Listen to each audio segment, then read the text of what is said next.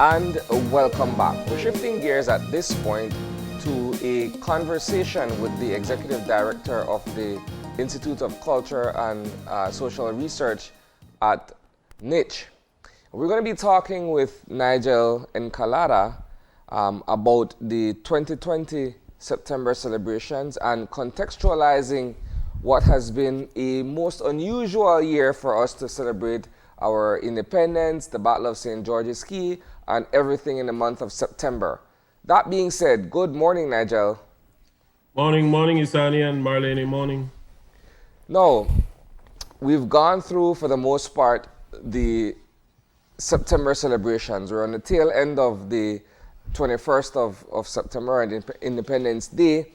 And some of us would argue that we've seen everything. It came and went by without even, the kind of acknowledgement that we would have given it if it were any other year. So let's begin there. How has it been for you as someone who has been actively involved in all things celebrations September and all things the history of Belize in the context of what takes place or what has taken place in the month of September? It has been both a challenge and an opportunity. Some really good happen in spite of the challenges. No, one of the first things that normally we would start the work on September as early as March. Yeah. But of course, once March came around, we were in quarantine mode and all that sort of thing. People were beginning to adjust to the new way of work, no? Zoom and Microsoft Teams and WhatsApp and all the other. So people gradually, that was one factor, getting people to transition into that. That has been, on the other side, that has been a positive, where people have learned new ways of working. But on the other hand, some of the positives that have emerged is that we realize how creative Belizeans are, even under pressure, actually. Of what you saw in September in terms of the multimedia productions mixed with live and pre-recorded stuff, under a lot of pressure, and by a lot of people who volunteered their time and energy and creativity in particular. And so I would say that I don't know how you would, from a sociological or anthropological standpoint, it seems that the best, in terms of creativity, there is a great creativity seems to what you call it, spurt. Yeah. Under pressure, when people are under pressure. It's a necessity, it's a matter of all invention. A lot of people responded positively. There were a number of music videos, a number of songs that were written, a number of collaborations, a number of people producing imagery to portray the country nationally. A lot of people taking initiatives to bring bands and groups and DJs and artists together. So that would be one of the biggest takeaways for me from this September. Hopefully, though, one of the big challenges with all of it, of course, was that we are accustomed to, as a people, we're accustomed to socializing in crowds, and that collective energy lends itself to September. This time around, however, we were together, but at home, all viewing the same thing. And that sort of is something that I hope doesn't remain, no? Because clearly it's because of COVID and all that. But clearly, while I can foresee into the future more dynamic multimedia productions for September, one of the things I would also not want to disappear would be the opportunity for people to go see parades and socialize and things like that, because it's a time of year when people are to what you call it, exhale, no? And so on. You're a historian, so perhaps somewhere in your record book you will have this logged down as the first time in all these many years that we haven't gone all the way in terms of being able to celebrate this most festive month, correct? Yeah, definitely. this is definitely going to the history books. As a matter of fact, I know what some of our partners in the library service and so on have been doing. They have actually created a blog in their records where they have been documenting everything that has been reported on this situation. That's The interesting. last 6 months or so, 6-7 months. Yeah. Yeah. So all of it will add to the historical narrative going forward, no? Yeah. I liken it to, sorry. No, go ahead. Yeah, I liken it to the it's like the challenge of our generation, no? Every generation seems to have a set of challenges that they undergo. So I think from a historical perspective of like the 1931 hurricane on the 10th of September, I think of that period being the period of the Great Depression, Yeah. where there were no jobs, water shortages, 2,000 people dead in Belize in one day, that sort of thing.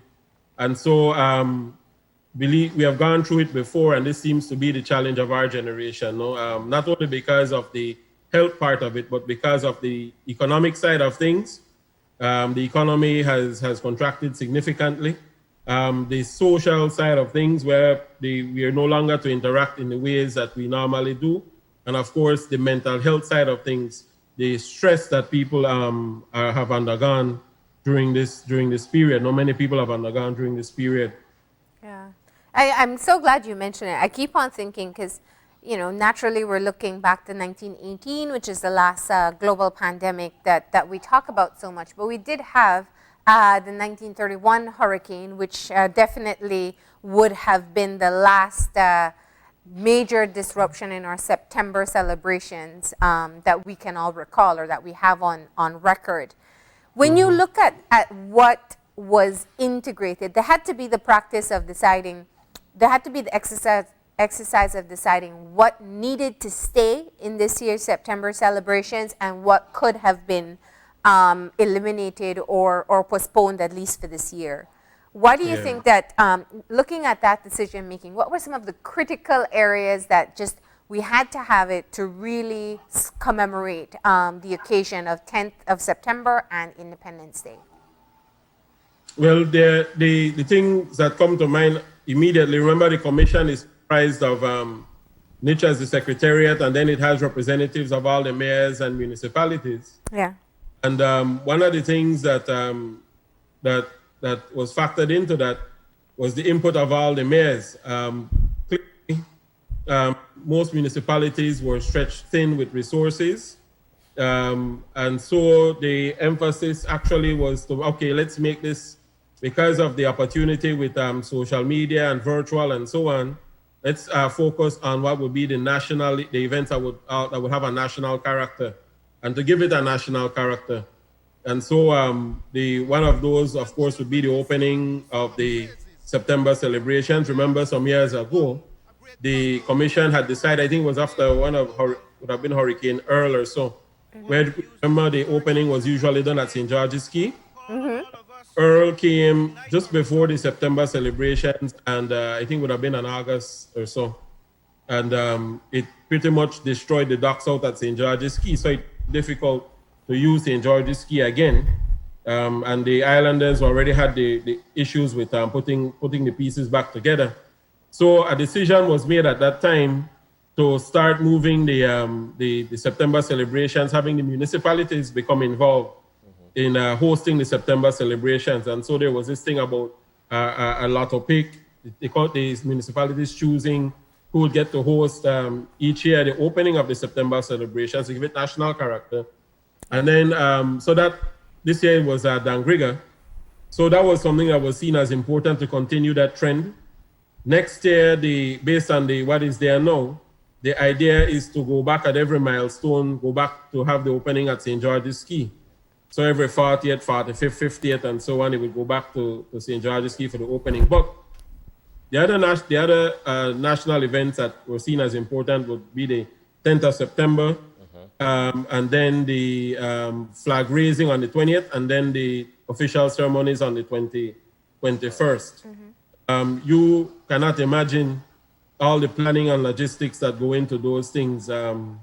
So many different people involved, no, to make it possible.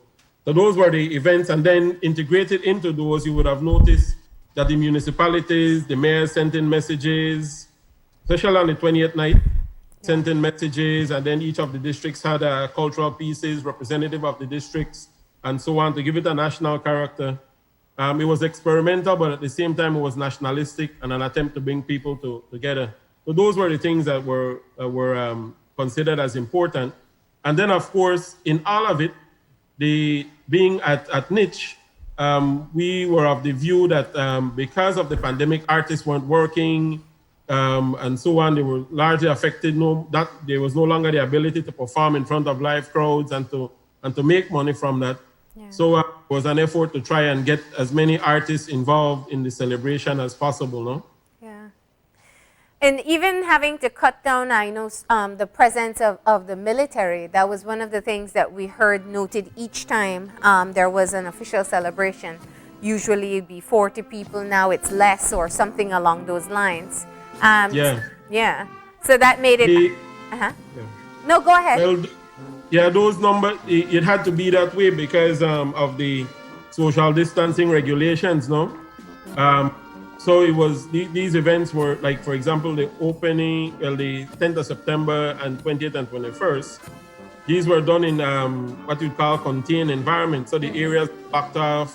People understood that you couldn't come there unless invited. Yeah. So you had a limited number of people who could be on the property or where the event was being hosted, and so the numbers had to be cut everywhere. Yeah. Military, the technical staff, people who are do logistics. So people would come in before, set up and leave, so that at the event itself, you would have only a limited number of people on the property, and then have so that people would be socially distanced and all that, no? Yeah. You know, you mentioned something earlier that triggered a lot of questions in my mind. And that's about the recording of history. Now, granted, every single day history is made, but this is especially something that later on in the future people will look back on probably with disbelief, or when they face another pandemic, to try to understand what we did in this time. I'm always fascinated by the stories that come out from the 1918 pandemic, and the similarities that you can draw with what we're experiencing now, from people who were against masks even way back then as a method of prevention.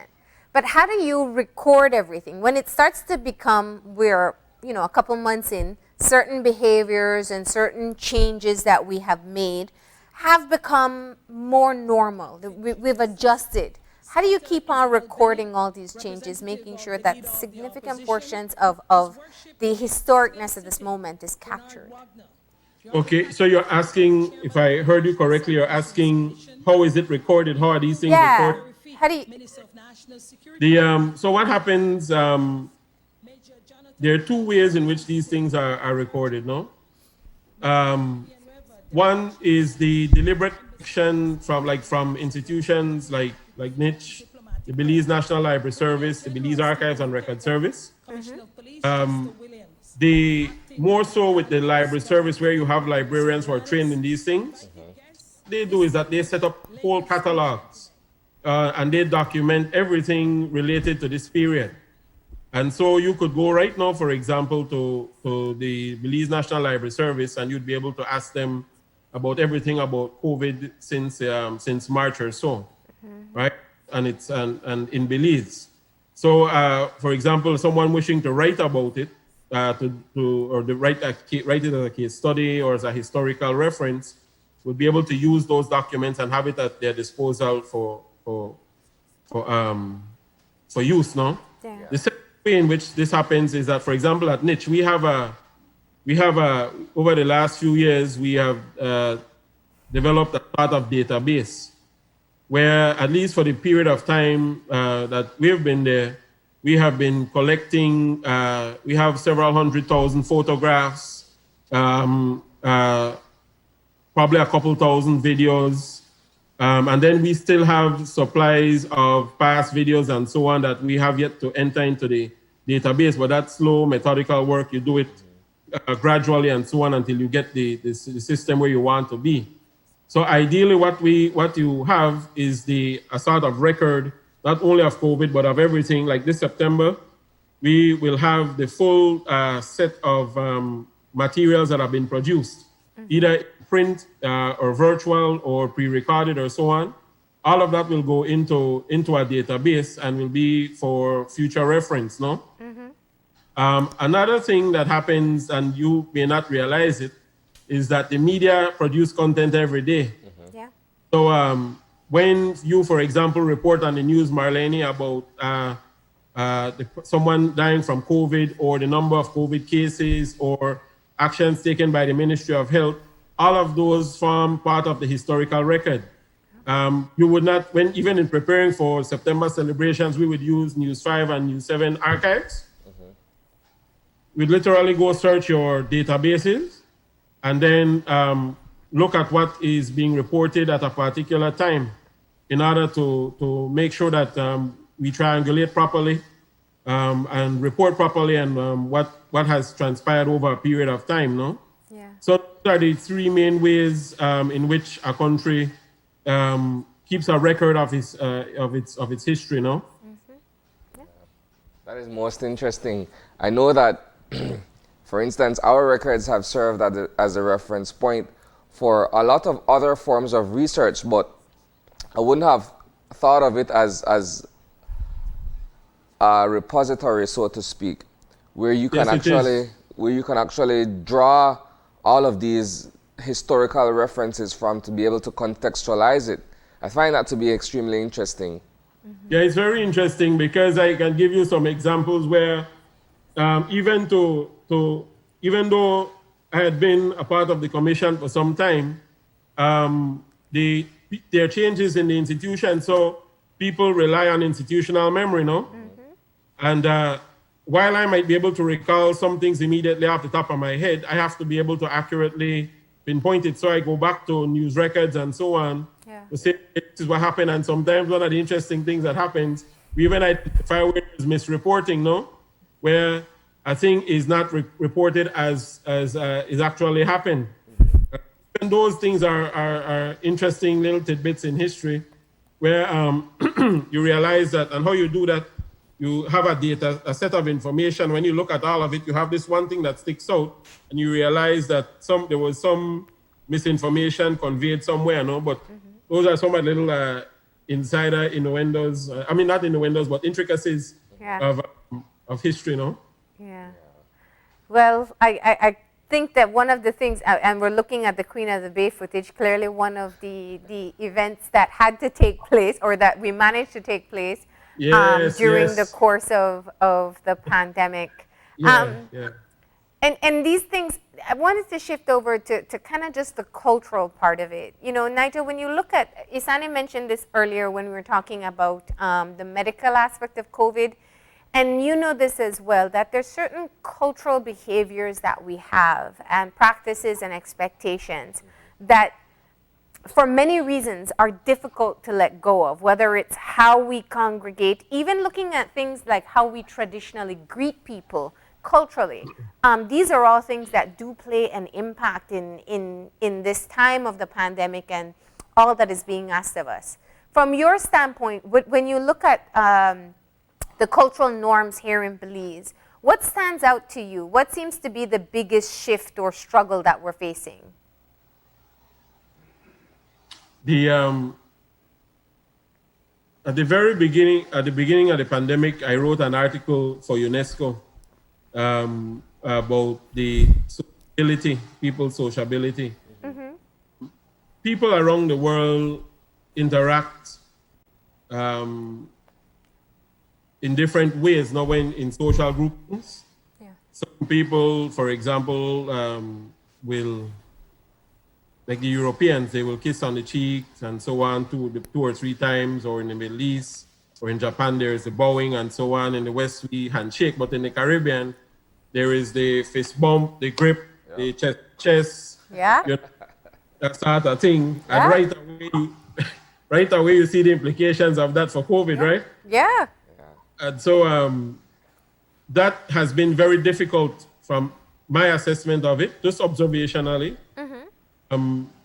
People, like even in my own family, for example, having to go to my sisters or to see my brother and so on, I have to think twice, no, Yeah.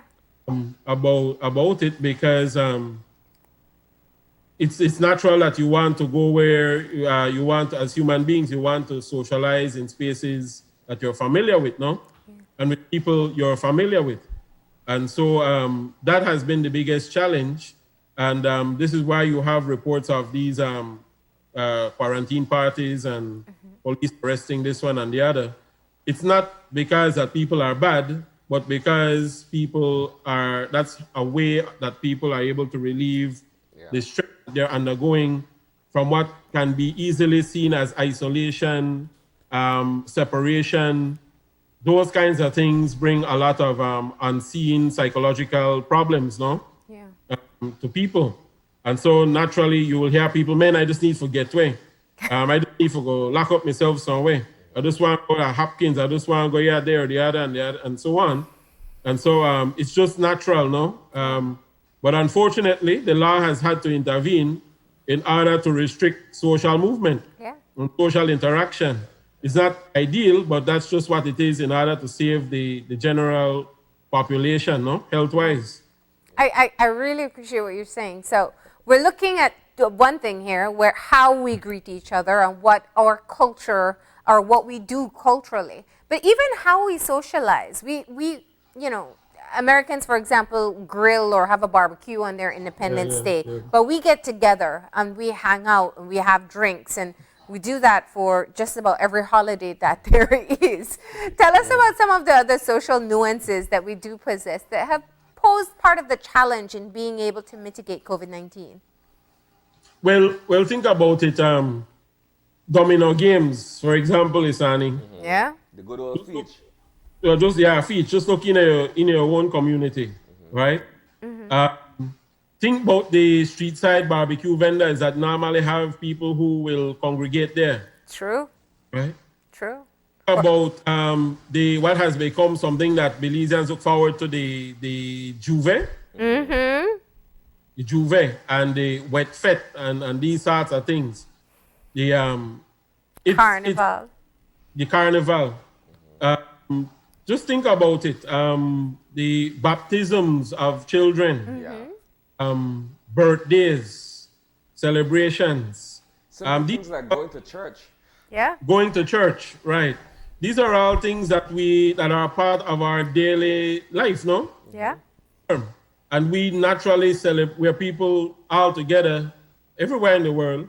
We are people that naturally celebrate each other, no? Yeah. In which we celebrate, we keep the society together. This is the way traditions are passed on from generation to generation. This is how memories are created. So when that is suddenly taken away, that is a major problem. Yeah. No, it's a major problem. And that's just where this is the challenge of our generation, no? I know this has happened to you. You see people who are familiar to you, and your instinct is to go. Yes. To go hug, and then you awkwardly stand there. Okay, all right, we can't do this anymore. Yeah. Voice it, because you don't want the other person to think that you're doing it, because you have to say it out loud, no? Normally. Yeah, it even feels rude. It feels disrespectful, the type of standoffish behavior that we now must employ, because it goes against what our social norms have been. But it's not only that, but think about it, right? There's even a psychological component to that. Yeah. Where if people are not thinking properly, you could internalize that sort of thing, no? Yeah.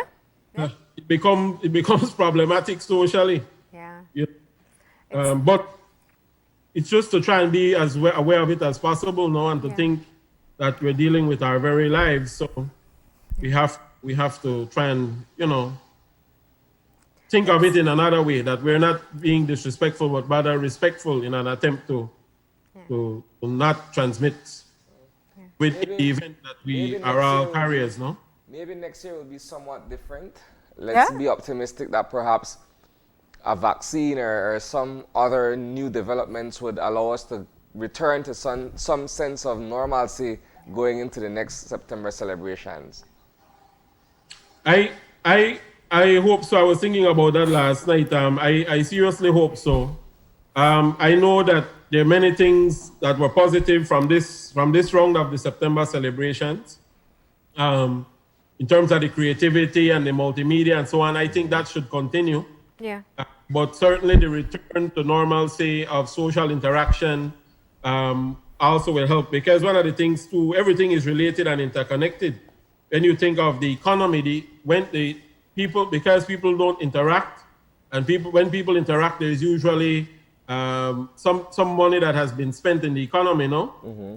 Whether it's to go to Key or to do a baptism or whatever the case might be. Yeah. So let me use has economic impact. Let me use a live example, for instance, right? So we had the Sir Barry's Belikin Fest over the past weekend.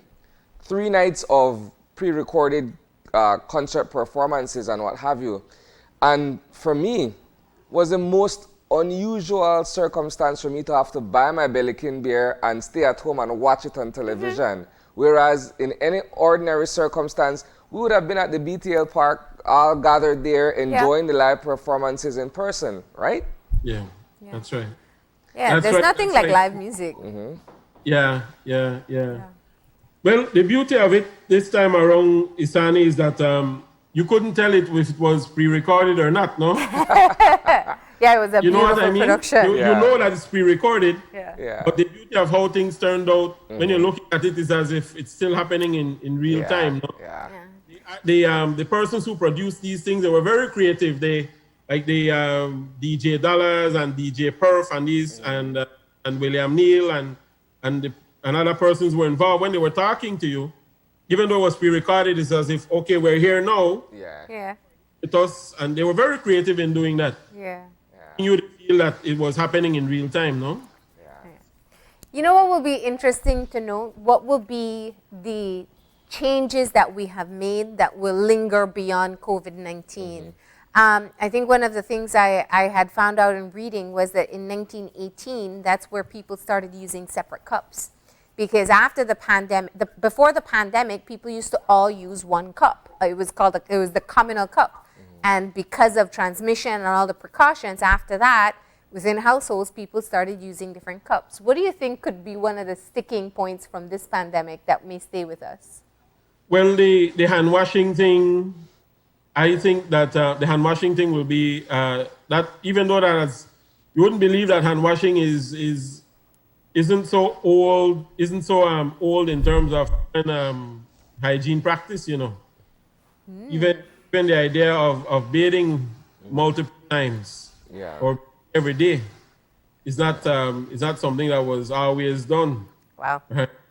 In different parts of the world. I am concerned for my hands, Nigel. You know why? I am concerned for my hands. You know why? From the moment I step out of my house in the morning to the time that I get back inside the home at night, the number of places that I visit each have a new hand sanitizer that I have to put on my hand. So if I look at all the chemicals or what have you, it becomes a serious concern, right? So it'll be something that I will always go forward having to accept as such. Well, Nisani, one of the things that you can walk around with your own, Yeah, that's true. Spray bottle in your pocket and so on, right? But I think mask wearing will continue for a little while. I think no. I don't know what the health professionals will say. Yes. But I think that will continue for a little while. Yeah. Certainly the whole hand washing thing is a good thing to teach anyway. Yeah. For children and so on. And so those are the two things. What else would probably linger? It's fascinating that you mentioned the mask wearing, because I remember early in the pandemic when there were comparisons being made between how the Western world use masks versus the East. In the East, they use it every day, and it's been for multiple reasons, from pollution, but also because they have had their fair share of outbreaks before. They were the ones who were battling SARS and all the other new flus and new diseases that emerged. So using a mask was easier, or enforcing mask use was easier in that side of the world versus our side of the world, where it has been more of, doctors or if you're sick. Yeah, I'll put it in this way: we like show our teeth, no? In this part of the world, we always want, we're very expressive in facial. You can, in other parts of the world, different people, we're not so expressive, no? Yeah. All right. Well, maybe we'll learn how to be more expressive with our eyes, because I know I'm smiling at people behind my mask, and I don't know if they're responding with a smile as well, because you can't tell. You smile with the eyes, yeah. But an interesting thing there about that part of it is that when the COVID thing was taking off in China, and in the West, especially we look at the U.S. news, no, and trying to figure out if we should or shouldn't wear masks. The early report was saying that the mask helped the thing to actually make it worse. You remember that? Yeah, they were discouraging mask use. They said it wasn't necessary. Yeah. And then I'm thinking to myself, I said, I not believe that if the Chinese are wearing masks and they have the problem, and they've been doing that for some time now because of MERS and SARS and all the other outbreaks they've had.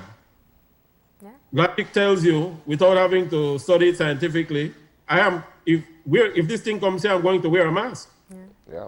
Because they have the actual experience of it.